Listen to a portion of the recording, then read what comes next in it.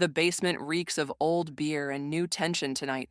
Genesis bleeding land of confusion through speakers like prophecy wrapped in synthesizer. My ribs ache where John's fists found purchase 3 months ago. Phantom pain flaring when I breathe too deep. Titanium holding bones together. Scar tissue mapping violence across flesh that already carried 47 fractures from trying to beat the woman out of myself decades prior. The Queer Space playlist. Always updated. Miguel slides bourbon across scarred wood. Amber liquid catching basement lights like captured fire. This one's from a distillery outside Lexington. His voice carries that sultry, childlike quality, making pronouncements about alcohol sound like benedictions. Small batch, aged in barrels that held sherry first. Smell it. Caramel and tobacco leaf, hint of dark cherry underneath. They only make 200 bottles a year. I inhale, let the scent burn sinuses clean.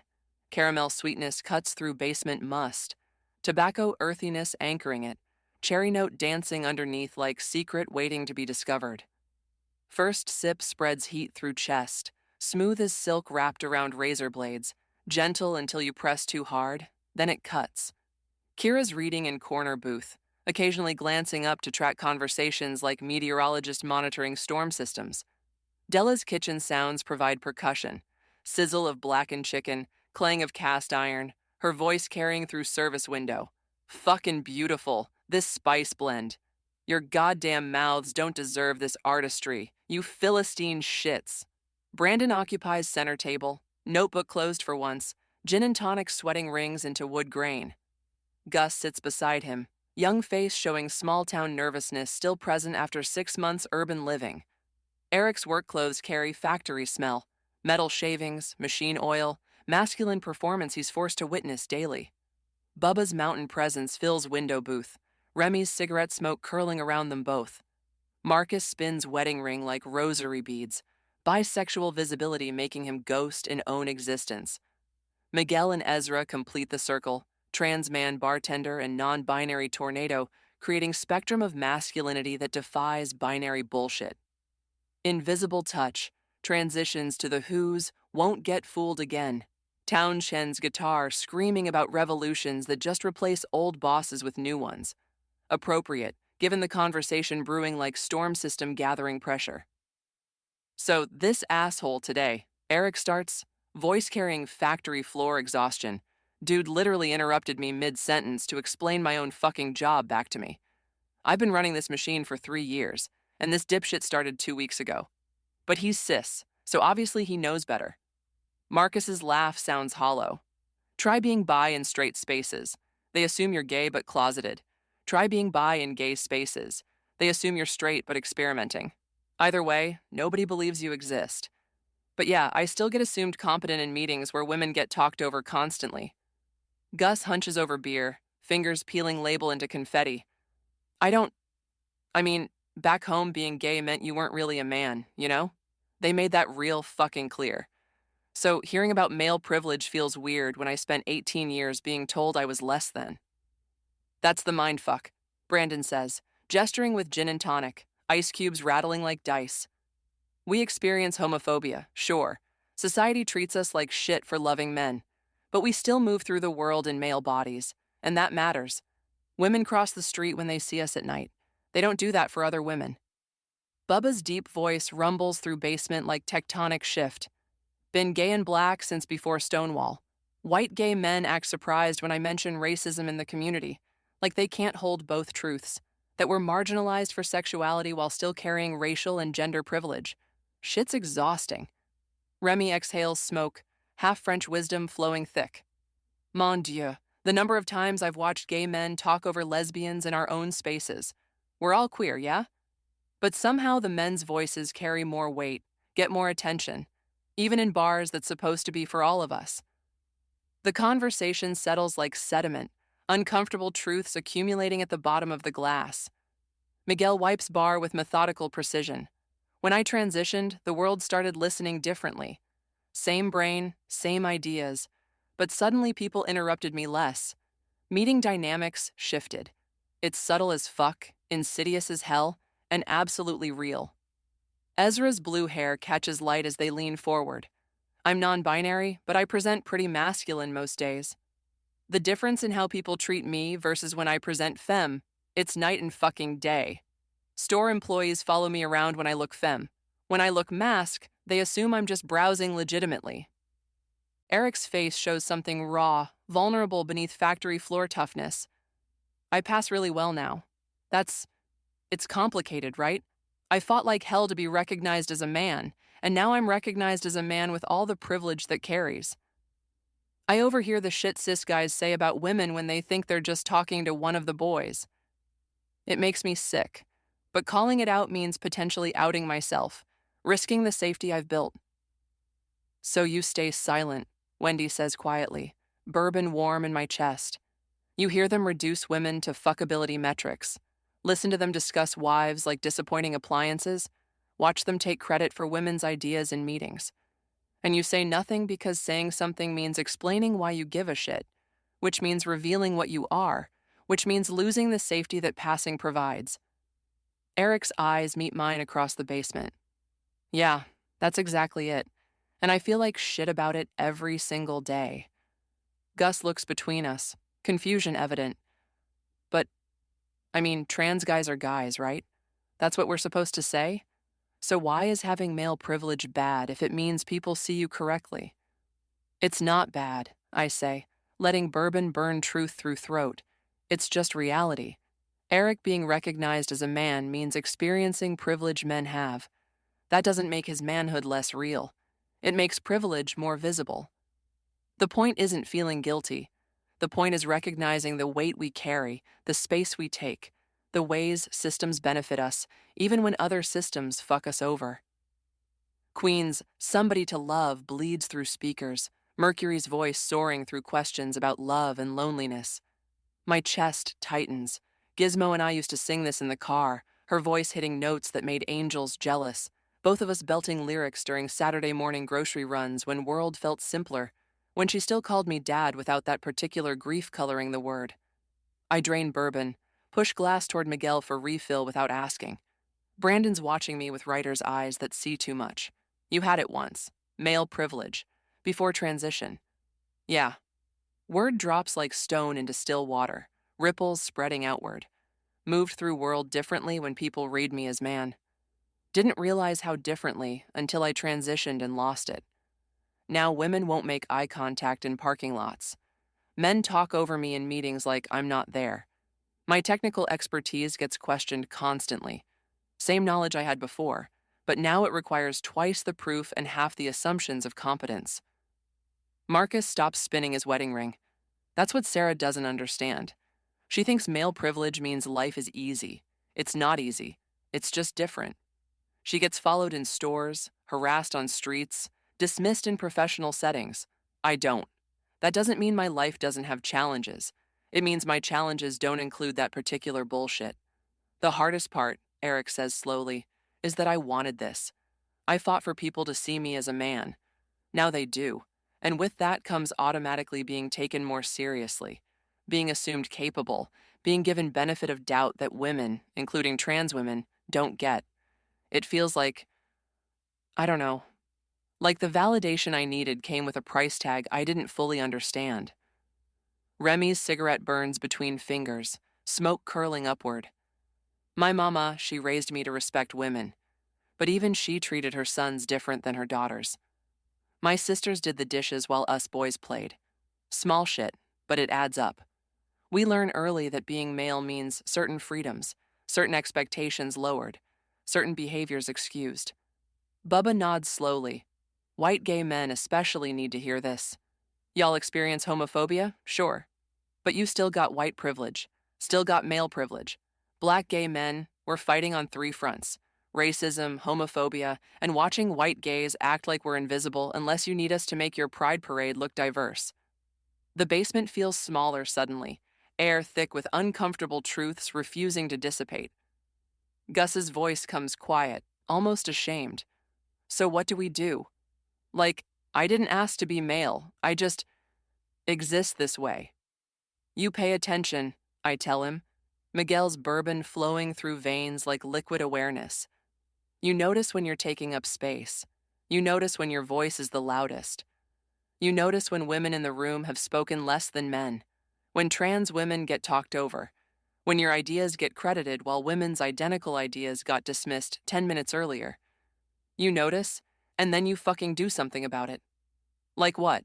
His young face shows genuine confusion. Small town upbringing never modeling this awareness.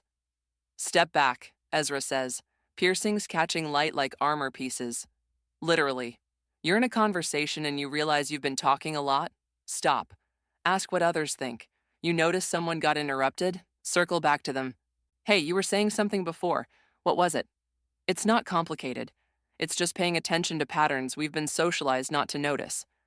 Brandon scribbles notes, professional habit even during personal conversations. The writing community is especially bad about this. Male writers, even gay ones, get taken more seriously than women writers. Their books get reviewed more, promoted harder, assumed to be literary, while women's identical work gets dismissed as domestic or emotional. I benefit from that. I've gotten opportunities women writers deserved more. So what do you do with that knowledge? Miguel asks, pouring himself water, staying sober to tend bar. Use it, Brandon says simply. I recommend women writers. I defer to them in panels. I shut the fuck up and listen when they talk about their experiences. I don't center myself in conversations about misogyny, and I acknowledge that my success partly comes from systems that prefer male voices, even when those voices are saying the same things women have been saying for decades. The Who gives way to Pink Floyd's Comfortably Numb, Gilmore's guitar crying through speakers about disconnection and anesthesia. Another song Gizmo and I shared, her teenage voice rapping around Waters' lyrics about childhood memories and adult pain, neither of us knowing how prophetic it would become, her trying to numb herself to having transparent, me trying to numb myself to losing her. Della emerges from kitchen carrying plates of blackened chicken over rice, setting them on bar with aggressive care. You boys done navel-gazing about your privilege?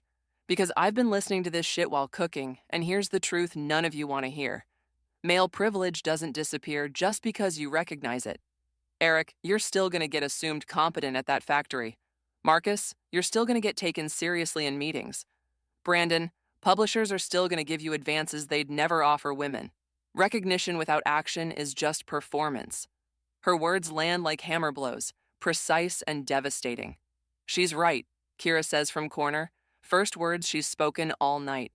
You can sit here all evening discussing how privilege works, deconstructing systems, acknowledging benefits. But tomorrow you'll still move through the world with male bodies, and the world will treat you accordingly. The question is, what do you do with that recognition? Silence settles heavy, broken only by Della's kitchen sounds and Floyd's guitar weeping through speakers. Chris isn't here tonight. His Christian certainty would have derailed this conversation into debates about God's design and biblical manhood. His absence feels pointed, reminder that some men never want to examine the systems benefiting them, prefer divine justification over uncomfortable self-reflection. Miguel refills my glass without asking, bourbon glowing amber under basement lights. The hardest conversations are the ones we need most. This shit's uncomfortable because it requires looking at ways we benefit from others' oppression, even when we're oppressed ourselves. Intersectionality, Marcus says, words sounding like prayer or curse. I'm a bi man, so I experience homophobia and bi erasure. But I'm also a white man in professional setting, so I experience racial and gender privilege. Both things are true simultaneously. Pretending otherwise helps nobody. Gus peels the last of his label, beer bottle naked and vulnerable in his hands. Back home, they called me faggot, beat me up for being gay, told me I'd burn in hell. Coming here, finding community, it saved my life. But that doesn't mean I don't have privilege in other areas. Being white means cops don't assume I'm dangerous. Being male means my anger gets taken seriously instead of dismissed as hysteria. Being young means people assume I'm adaptable, not stuck in my ways. I can be both, victim and beneficiary. That's the nuance, I say, bourbon warming through chest. We exist at intersections. Some identities marginalize us, others privilege us. The work is acknowledging both honestly, using privilege to amplify voices that get silenced, stepping back so others can step forward. Brandon closes notebook decisively. Tomorrow, I have a panel about queer literature. 2 women authors, 2 male authors, including me. I'm going to actively watch how much time each of us takes, how often women get interrupted, whose ideas get attributed to whom, and I'm going to adjust my behavior accordingly, not performatively, but structurally. Create space by taking less. Eric nods slowly. I can call out toxic shit at the factory without outing myself. When guys start objectifying women, I can say, hey, that's fucked up, without explaining why I find it fucked up. Being seen as one of the guys gives me access to spaces where I can push back. Just don't expect cookies for basic decency. Della calls from kitchen. Y'all want praise for not being actively terrible? Fuck that noise. Remy laughs, smoke curling around his face. She's got a point, Cher. We don't get credit for recognizing privilege. That's baseline. The work comes after recognition, in daily choices about how we move through the world. Bubba's deep voice carries weight of decades. In the 70s and 80s, being black and gay meant the civil rights movement often rejected you. The gay rights movement often ignored you. Had to fight for recognition in both communities while neither community fought for you fully. That taught me early that liberation can't be conditional. Can't be, we'll fight for you once we've won our own battles. Either we're fighting for everybody's freedom, or we're just fighting for our own comfort. The truth of that settles through basement like sediment in wine. Takes time to clarify, but eventually the real substance becomes visible. Genesis's "That's All" bleeds through speakers, Colin's voice cutting through with resignation and acceptance both. Music as emotional processing, rhythm as heartbeat, basement as sanctuary where difficult conversations happen because nowhere else allows space for them. Miguel leans against the bar, arms crossed. When I transitioned, I gained male privilege gradually. Strangers started deferring to me. My opinions carried more weight in group discussions. Women started seeming nervous around me in ways they never had before. It hurt, realizing that my gender recognition came with women's discomfort, that being seen correctly meant being seen as potential threat. But denying it helps nobody. How do you live with that? Gus asks, genuine confusion evident. Like, you fought to be seen as a man, and now being seen as a man means, what? Feeling guilty all the time? Not guilt, Miguel says carefully. Responsibility. I have privilege now that I didn't before transition. That privilege comes with responsibility to use it well, to amplify women's voices, to step back when appropriate, to recognize that my male experience differs from cis men's but shares certain systematic benefits. Guilt is useless. Action matters. My glass is empty again, bourbon warmth spreading through chest and limbs. The conversation circles and spirals, difficult truths examined from angles that reveal new facets, new complications. I lost it, I say finally, words breaking through bourbon haze. Male privilege. Had it for 46 years without recognizing it fully. Transitioned, and suddenly the world treated me differently. Men don't listen anymore. Not really. They perform listening while waiting to speak. Women are wary until they recognize shared oppression. Technical expertise requires constant proof. Anger gets dismissed as hysteria. Walking alone at night feels different now, dangerous in ways it never felt before. Eric's eyes hold understanding. And I gained it. What you lost, I found. Not the same exactly, but similar enough. The world takes me seriously now in ways it didn't before. My anger is justified, my technical knowledge assumed, my presence in male spaces expected rather than questioned. The bitter fucking irony, I continue, letting bourbon loose the words I've been holding. I spent 46 years performing masculinity I didn't feel, existing in male body that never fit, and the world rewarded that performance with privilege I didn't want. Transitioned to authentic self, and lost access to systems I'd navigated unconsciously for decades. The woman I always was gets treated worse than the man I never was. That's the trade. Authenticity for systematic disadvantage. The silence stretches, broken by Della's kitchen sounds and music bleeding through speakers. Would you go back? Gus asks quietly. If you could have the privilege again, would you? Fuck no. Words come without hesitation. Living inauthentically was slowly killing me. The privilege wasn't worth the price, existing as something I wasn't, dying incrementally from the suffocation of performance. I'd rather live authentically with systematic disadvantage than exist comfortably in lie. But that doesn't mean the disadvantage isn't real, isn't worthy of examination, isn't something men need to recognize and address. Kira's voice carries from corner, clear and certain. The point isn't guilt or performance. The point is recognizing that privilege exists, understanding how it operates, and actively working to dismantle systems that grant it. Men in this room experience marginalization for sexuality, for gender identity, for race. But you also carry privileges that women, including trans women, don't. Both truths exist simultaneously. Brandon raises his gin and tonic slightly. To uncomfortable conversations that actually matter. To recognizing our shit, Remy adds, cigarette smoke curling upward. To doing the fucking work, Della calls from kitchen. No toast, just acknowledgement. The conversation doesn't resolve neatly. Difficult truths resist easy conclusions. But something shifts in the basement air, understanding settling through bourbon haze and cigarette smoke, recognition that sanctuary includes holding each other accountable, that chosen family means examining ways we've internalized systems we're fighting against. The male patrons sit with discomfort, letting it exist rather than rushing to absolve it. That's the work, staying present with uncomfortable truths, recognizing privilege without centering themselves as victims of their own awareness, understanding that liberation requires dismantling systems even when those systems benefit you. Miguel collects empty glasses, efficient grace of someone who's witnessed thousands of difficult conversations across scarred wood. Kira returns to her book, presence steady like lighthouse in fog. Della's kitchen sounds provide percussion for transformation. Clatter of pans, sizzle of food, aggressive care manifesting as sustenance. I drain the last of bourbon, amber liquid burning clean through throat. The weight we carry, the space we take, both realities demanding attention, both truths refusing comfortable resolution.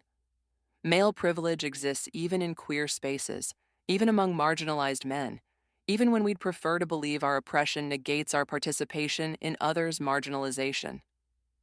Tomorrow, Eric will return to factory floor, navigating toxic masculinity while carrying knowledge of his complicity and choice. Brandon will moderate his panel, actively creating space for women's voices. Marcus will notice in meetings when he's centered himself in conversations that should amplify others. Gus will start paying attention to patterns he's been socialized to ignore. Tonight, they sat with discomfort. That's the beginning. My ribs ache where John's fists found purchase, phantom pain flaring as I stand. Titanium holding bones together, scar tissue mapping violence, body remembering what mind tries to forget. The male privilege I once carried couldn't protect me from my brother's violence. Proof that privilege doesn't prevent all suffering, just particular kinds. But it does exist, does shape experiences, does demand recognition even when, especially when, that recognition is uncomfortable. The basement holds our truths, like sanctuary holds survivors, imperfectly, with love, refusing to offer comfort that comes from avoiding difficult conversations. The master's tools will never dismantle the master's house. They may allow us temporarily to beat him at his own game, but they will never enable us to bring about genuine change. Audre Lorde's words cut through bourbon fog with particular clarity. The male patrons tonight recognize their privilege, that recognition is necessary but insufficient. Using male privilege to amplify marginalized voices is still using master's tools. The real work involves dismantling systems granting that privilege, recognizing that temporary strategic advantage doesn't constitute liberation, understanding that genuine change requires destroying the house entirely rather than just getting better rooms within it. These men can use privilege consciously while working toward a world where that privilege doesn't exist, where gender doesn't determine whose voice carries weight, whose expertise is assumed, whose anger is justified. Until then, they must hold both truths, beneficiary and opponent, privileged and marginalized, using master's tools while dreaming of a world that needs no tools for domination, because domination itself has ended. The tension between those positions is where the work lives, where transformation becomes possible, where chosen family holds each other accountable, not despite love, but because of it. Next time at the sanctuary, Wendy, Miranda, and Mary discuss parenting while queer, how motherhood is weaponized against them, fighting for legitimacy as parents while world questions their fitness, protecting children from bigotry while teaching them to be brave.